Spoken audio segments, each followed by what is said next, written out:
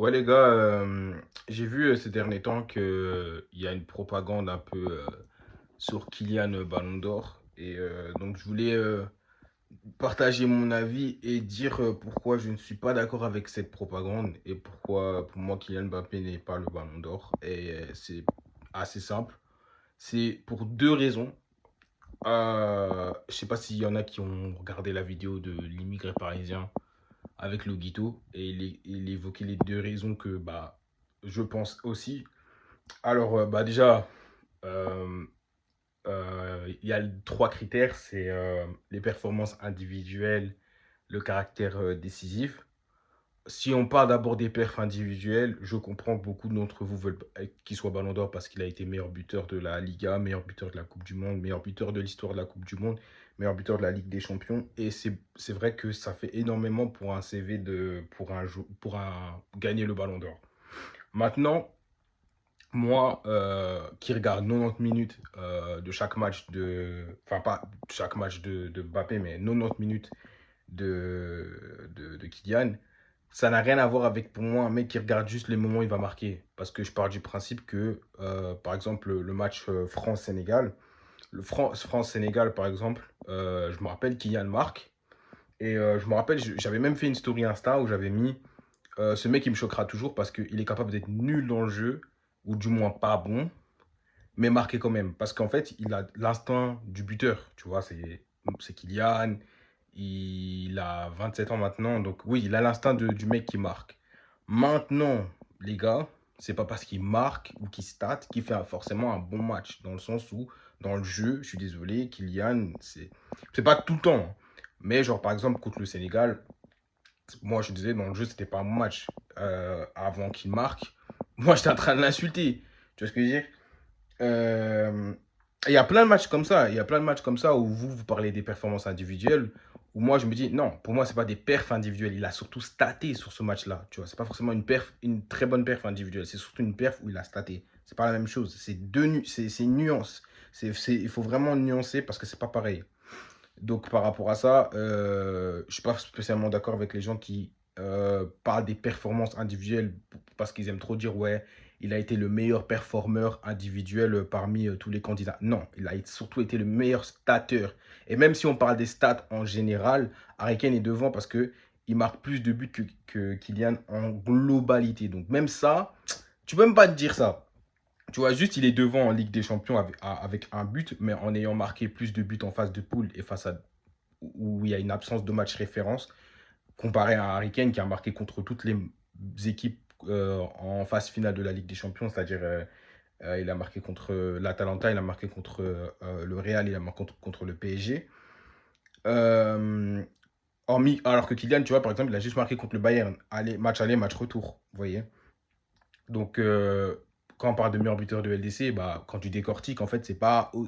Quand tu regardes, tu dis, ah, mais en fait, ouais, c'est plus des buts contre des équipes, voilà, sans manquer de respect, qui pour moi ne sont pas incroyables. Et comparé à Harry Kane qui a marqué contre des buts, contre des équipes, on va dire, il a marqué enfin, il a marqué quand il le fallait, on va dire, dans les matchs les plus décisifs. Donc déjà là, c'est par rapport aux performances individuelles. Et par rapport à la Coupe du Monde, c'est important de le souligner parce que ça, c'est un truc que vous ne soulignez pas assez. Mbappé joue le match de la troisième place. Je vous rappelle que de base, il était égalité avec Messi à 8 buts et Harry Kane était à 7 buts. Harry Kane ne joue pas le match de la troisième place. Et pour moi, sans manquer de respect à Kylian, mais ça définit un peu ce qu'il est, tu vois. Le mec qui va jouer le match de la troisième place pour, entre guillemets, empiler les stats. On va pas se mentir, les gars. Parce que pourquoi tu vas jouer ce match-là alors que, en vrai, tu n'en as pas besoin. Tu vois, il n'a pas besoin de jouer ce match-là. Il l'a joué parce que, on va pas se mentir, ce match-là, on savait que personne allait défendre, personne allait vraiment jouer. C'est un peu un match pour stater, tu vois. Et au final, même, il me semble que Olysée finit meilleur passeur de la Coupe du Monde grâce à ça. Et lui finit meilleur buteur de la Coupe du Monde et meilleur buteur de l'histoire de la Coupe du Monde devant Messi. Et Messi, du coup, marque pas en finale. Donc, par rapport à ça, pour moi, c'est ça aussi, tu vois, parce que vous aimez trop dire meilleur buteur, meilleur buteur, meilleur buteur. Et par exemple, un Harry Kane finit meilleur buteur aussi de son championnat, tu vois. Il a un but de Kylian, mais en ayant marqué dans des matchs plus importants et en ayant été plus loin. En Coupe du Monde, moi, je lui donne, pour moi, il a fait une meilleure Coupe du Monde, on va dire, que Harry Kane. Mais encore une fois, euh, Harry Kane va plus loin. Quoique, non, non, ils sont égalité en coupe du Monde. Mais Harry Kane ne joue pas, comme j'ai dit, il joue pas le match de la troisième place parce que, on va dire, il est un peu au-dessus de ça. Et pour moi, Kylian, c'est pareil, mais bon, lui, il le joue quand même, tu vois. Et ça, je trouve ça un peu. C'est un peu un match en mode, ouais, tu vas empiler les stats pour faire quoi? T'as vu, ça te sert à quoi? Mais bref, ça, c'est un autre sujet. Ensuite, on a les trophées collectifs. Les gars, c'est comme ça depuis un petit moment maintenant avec Kylian. Il marque, il marque, il marque, il marque. Et vous-même, vous le voyez, meilleur buteur de ci, meilleur buteur de ça. Mais il gagne rien du tout, les gars.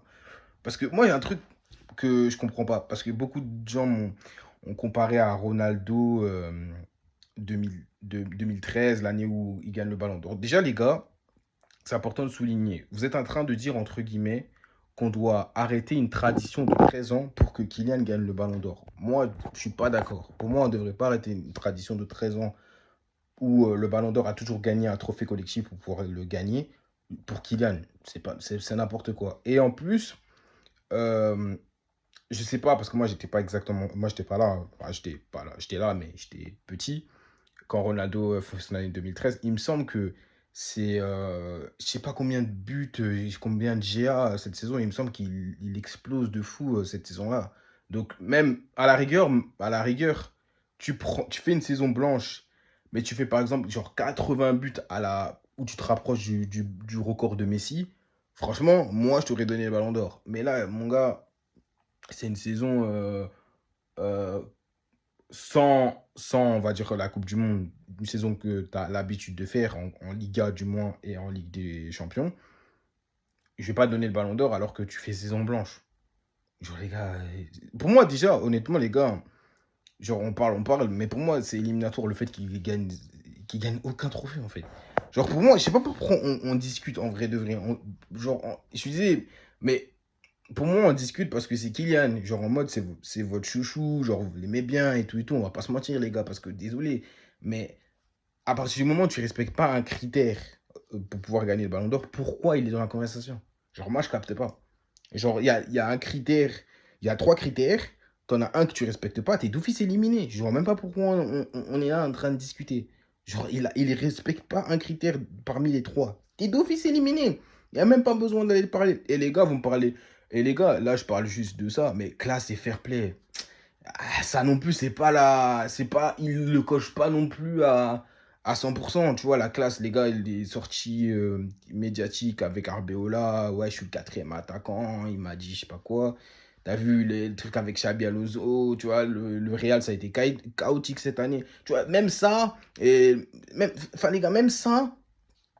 Ah, tu vois, et le sens du fair play. Il me semble que, si je me trompe pas, hein, euh, le match quand le Real perd la Super Coupe d'Espagne, il me semble qu'il y a une vidéo où Kylian il demande aux joueurs de pas, on va dire, pas applaudir les Barcelonais. Les gars, c'est pas fair play, frère. T'as vu, c'est pas carré. Tu vois ce que je veux dire? Mais donc voilà, moi, par rapport, déjà pour moi, même, tu vois, classé. En fait, pour moi, c'est vraiment par rapport au critère numéro 2 et au critère numéro 3 aussi, parce qu'en vrai, on peut prendre même le critère numéro 3 qui ne respecte pas non plus à 100%.